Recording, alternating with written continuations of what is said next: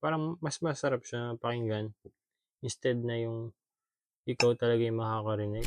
Paano mo nararamdaman kapag nare-recognize ka ng ibang tao for your work or ideas? Gusto mo ba ng recognition deep down or mas gusto mong tahimik lang? Sa'kin pre gusto ko tahimik lang or na yung work ko na yung gumagawa ng recognition. Gusto ko parang byproduct lang na blatantly sinasabi ng mga tao na, "Uy, ang ganda ng gawa mo, ganito."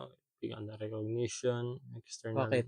Kasi pre isipin mo kung yung work mo o yung craft mo yung naggagawa ng recognition, parang mas masarap siya pakinggan instead na yung ikaw talaga yung makakarinig. Yun pre. Kumbaga parang gusto mo low-key lang. Mm.